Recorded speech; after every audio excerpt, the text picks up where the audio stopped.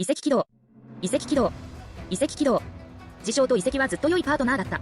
嵐の会話から私たちは、事象は遺跡の装置に共感できることを知った。起動することができます。タイムスタンプはこの装置に共感しましたか？これは時空の歪みを回復することができます。天文往来ベラと吸域を築いた理由。今では、南音の事象も同様に遺跡の装置に共感した。ではここは何でしょう？監修ケーキの後、吸域第一悪役南音も華やかに登場しました。前のバージョン PV では、小風は暴露氏の上位4句を解読した。料金南小よ恩が絶えます。9月下影戸減塩。1か8かを投げて壇上に赴く。友がなくとも千金を飲む。今回のキャラクター PV。これは PV の後です。そして死の後の2つの言葉がありました。芸神は古い恨みを求めるのは難しい。ダンスが落ちて花が残った。ではもう一度見てみましょう。PV は最初に詳しく見せてくれました。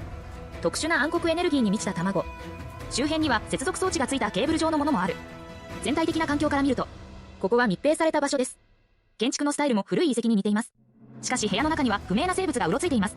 南音一行は部屋に塞がれていた。持病の楽伝でさえ戦闘に加わっております。拡大画面を経て、彼の武器は本当に杖だった。待ち場杖を使うことができれば運が悪い。神宮の主はやはり恐怖のごとし。未知の生き物の背後にある赤いカーテンウォールは何でしょうか？子供たちがこのシーンを理解しやすいように、風ちゃんは室内の平面図をざっと描いた。ロイスはここに立っている。彼が直面している方向が唯一の出口です。赤いカーテンの壁です。これは PV 版で見ることができます。PV には玉卵への通路がつながっている部屋が見えます。画面を拡大すると部屋の真ん中に玉卵があります。上空のケーブルと入った穴に対応しているのがこちらの出口です。ただいま出口にはピンクのシュラウドが覆われています。現在シールドの形成には2つの推測があります。1つ目は南音らが張った結界。外は追撃してきた不運だ。彼らは結界を作らなければならない。しかし部屋の未知の生物は明らかに結界に阻まれない。なぜなら彼らの出現は多くの人が死亡しました。でもこの推測は当てにならない。外観性放送中に木々としばしばは運が悪いと言っていました。ここはとても嫌いです。運が悪くて遺跡に追い込むわけにはいかない。2つ目の推測があります。ここのピンクの障壁は確かに結界です。しかし遺跡が持っているセキュリティシステムです。これらの不明生物はここの保護措置です。南音らは門の関を越えている。軍石へ向かう途中、不運な襲撃にあった。遺跡に逃げ込んだ。彼らが遺跡に入るのを待つ。急に運が悪いことに気づいて追撃しなくなった。そこで遺跡を探索し始めました。たまたま部屋の存在が発見されました。でも意外にもセキュリティ装置を起動しました。出口は障壁で塞がれている。未知の生物が目覚め南音一行を襲った。なぜそのような推測があるか。ここはまず関所を売ります。下を見続けましょう。ついに未知の生物を打ち破った。生存者は2人だけ。南音と落葉。しかし出口の障壁は解除されていません。彼らはまだ閉じ込められている。南音が落第の人を支えてどこか探して休む。ここのピラミッド部隊に注意してください。これから試験を受けます。次の側面図からよく見えます。老様、南音、ピラミッドと玉卵の位置。しかしこの構図は間違っている。南音助け楽伝だけならピラミッドのそばで休んでください。彼らは出口から奥に向かっています。相対的な位置はこんな感じです。しかし今ロコはピラミッドの反対側にいます。すべての異常は謎になり得ます。ここで謎が生じた理由は PV のせいです。重要な要素を省略した。ロダイは直接休んでいません。南音と一緒に玉卵を見に行きました。玉卵の使用説明を見た後、南音がピラミッドのそばで休むのを手伝ってくれ。このように構図の位置が合っている。休みを始めたら、落大人は自分の意思を南音に託し始めた。落第の人の口から、9域の当時の状況は私たちが今見ているよりもひどいことを知った。巣を覆う卵のように。これはちょっと意味がある。南音が黒化した間に、分かりにくい危害は拡大しないばかりではない。逆に小さくなりました。非常な時に非常なことをする。ロコーは大胆な考えを出しました。彼は南音に玉卵のエネルギーを吸収させようとした。あの玉卵の中のエネルギーは唯一の変数かもしれない。この言葉と彼らの表現からわかるように、南音も落葉も玉卵の由来を知っています。これも風ちゃんの前に、ピラミッドの解釈は正しいです。考えを出す前に、2人とも玉卵の由来を知っています。南は拒否した。彼女はすでに取扱説明書を読んだ。融合が何を意味するか知っています。ロダイは真面目な大物の秘技を使い始めた。口火を説得する。生死が固栄し、ついに命がある。死と死の果てに。落葉の説と9域先導 PV では、南音が言った言葉は期せずして一致した。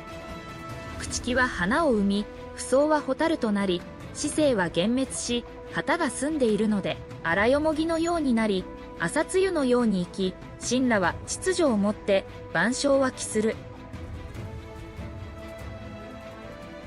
文化人の話は違います。教室を開いてドリアン妃に勉強させることをお勧めします。その後、マスクを南に渡した。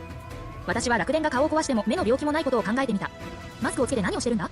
もしかしてマスクは伝承手紙ですか？このようにして、ジェイド氏は戦闘で敗北した。先生の意思を継いだ南音が玉卵に向かい始めた。自分のタイムスタンプを呼び起こしました。この時の辞書はまだはっきりと12本が刻まれていることに注意してください。でも新州では真っ黒になっていました。これも大晦日かの影響ですか？辞書が現れるにつれて、遺跡装置は共感し始めました。明かりがついているのがはっきり見えます。たまらんないの不運な力が吹き出した。あちこちに広がる。すぐに未知の生物の体内に入り込んだ。この未知の生物の目を見てください。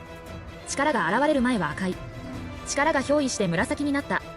なぜ小風はそれを不運ではなく未知の生物と呼んできたのだろうか。この画面からその構造がよく見えます。体は暗闇というより機械的な生き物です。だから風は安全装置だと思っているのです。追われてきた不運ではありません。しかしそれらは大晦日とも関係があります。以下の画面に注意してください。周りの卵は私物ではありません。実際に活動しています。未知の生物はこの中から孵化した可能性が高い。たまらんないのエネルギーが爆発するにつれて、周辺には未知の生物が増えています。南音を攻撃しなくなっただけです。南音の転換を守っているのです。改造を受けた南音は先生落葉を思い出しました。姉姉玉さんと親友良寛。思わず涙を流した。ここに対応しているのは芸神で古い恨みを求めることが難しいということです。ここの仇とは楽伝の死のことです。同時に旧域と不運の間の仇でもある。南音は初めから最後まで恨みが尽きない。しかし彼女はその力を受け入れざるを得なかった。そうでなければ彼女はこの部屋からも出られない。ついに彼女が改造を終えて閉鎖された時、触手生物は皆頭を下げて神と呼ばれている。ピラミッドに寄りかかっていたロ様はいませんでした。公式に説明しましょうか。南音は地上の仮面を取った。その時、次のような音がしました。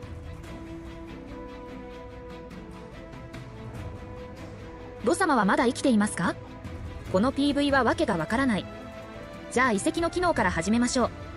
現在幻冬に現れている全ての遺跡は、古代文明によって建設されました。ここでも同様です。基地の古代文明遺跡は2種類ある。一つは展示や記録です。時空を調整する多様な能力が併存している。代表例は風なる島の遺跡です。それによって時空の歪みを変えました。9域に来ることができました。もう一つは封印機能です。9域4スの原玉遺跡は全てこの機能である。中には上級者が収容されている。では、ここの軍遺跡はどんな機能ですか？上級者は収監されていませんが、驚くほど特殊なエネルギーがあります。ここで封印したのはスハハの力だろうか。でももしそうなら、暗闇が最初に襲った場所はここです。しかし外観の生放送から見ると、ここが好きではありません。領艦が剣閣で観測した結果も、下駄軍遺跡は運が悪く活発度が低い。これらは全て運が悪いのはここが好きではないということです。南音らが遺跡を探査しようとした真相でもある。結果的に玉卵の存在です。風は大胆な推測をした。ここは古代文明が分かりにくい研究室です。古代文明は全て封印することができる以上、もう印をつけることができる。なぜ研究しないのでしょうか。例えばウィラは、林さんも研究をしています。いつか分野の力を身につけたい。彼のような野心家以外にも、地機危機を追求する百戦不休の研究者。リスナープログラムのリーダーであるレビア博士は、旧域具講師の南音と煙の偶話。今の人間には分かりにくい存在を研究しようとする人がたくさんいます。それに対抗できる古代文明。研究の深度は人間以上になるだろう。どうして楽大人も南音も玉卵を決めたのは希望です。古代文明が残したものだからです。実験成果。古代文明が残した力だと知っています。南音はそれを吸収することができます。このような推測がありました。風ちゃんこそ未知の生物を遺跡の安全保障措置だと思っている。また、古代文明の暗黒と闇の研究の産物でもある。では、力を吸収した南音は、スハハにコントロールされていますか？答えは否定的だ。ツボは南音に影響を与えないだけでなく、南音は逆に発音をコントロールすることもできます。この点については、視線シナリオで明確に示されている。南音は制御されていません。ではなぜ彼女は真実を公開することを選ばなかったのでしょうか。分かりにくい能力を操ることは人類にとって大きな力となる。そういえばレイ博士と言わざるを得ない。同じように分かりにくい力を持っています。結果はまだ現れていない。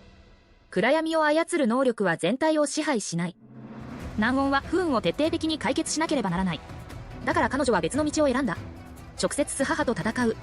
PV の終わりに南音が見たのは監修の方です。意外でなければそこがスハハの居場所です。この円環はちょうど明系の PV にも現れました。慣習だと言っても無理ではない。しかし最近慣習は宇宙カプセルだと暴露されました。皆さんに多少疑問符をつけさせましょう。あの風はもっと話しましょう。ある可能性はありませんか？宇宙船の選出と慣習は同時にありますか？慣習は9域人類が最初に登録した場所です。宇宙カプセルを暴露しましたが、しかし慣習がなくなるという意味ではありません。だから豆を食べ続ける準備はできていますか？現在の露出内容から見ると、カンヌは記念日の前のバージョンです。宇宙カプセルは記念日になります。来年図から見積もる。これはインナスに劣らない更新になるだろう。地図の大きさのスーパーモデルだけでなく、探索方法や遊び方もスーパーモデルになります。長い間隠れていたのも頷ける。一つのカプセルはバージョン 4.0 まで十分です。慣習と宇宙カプセルは、両者は両立できる。ふーちゃんは外観性放送の時に冗談で言ったことがあります。最後に生還起動でスハハを殺すのではないか。このような可能性があります。南音の現在の行動から見ると、上級者の実力はすでに想像をはるかに超えている。特殊な力を持って身をつけた南音でも対処するのは大変だ。今9域の唯一の底板は新しい伝統です。しかし力は結局力です。まだ力を解放する武器が足りない。慣習で決着をつけた。最高の選択になるかもしれません。では南音は本当に白くなりますか？南音が何をしたか見てみましょう。李州で彼女は原玉遺跡を襲った。1回目は先導 PV、 2回目は9域初のストーリーです。新州では彼女は依然として原玉遺跡を襲った。初めて耳が言った雷嵐です。2回目は一緒に列決討伐に行きました。通州ではまだ原玉遺跡を襲っています。結果は我々より先に死んだ生を半分にした。そして戦利品の結晶局を取りました。唯一遺跡を目的とした出現ではありません。霊勢帝と領艦の出会いです。ここで対応しているのはまだ新しい恨みを抱いていない。全史全部で8ある。現在の内容はすでに7分に対応している。最後の一言は周辺の結末かもしれない。因果相追い徴修理。全ては卵のエネルギーに起因します。PV のボスかも見られます。南はこの力を抑えられないかもしれない。不運な力は結局は分かりにくい力である。彼女がどんな結末を迎えるか分からないだけだ。宇宙カプセルと 4.0 の内容。風は一人で話したい。楽しみにしてください。今期はこれで終わりです。おかずに注目する。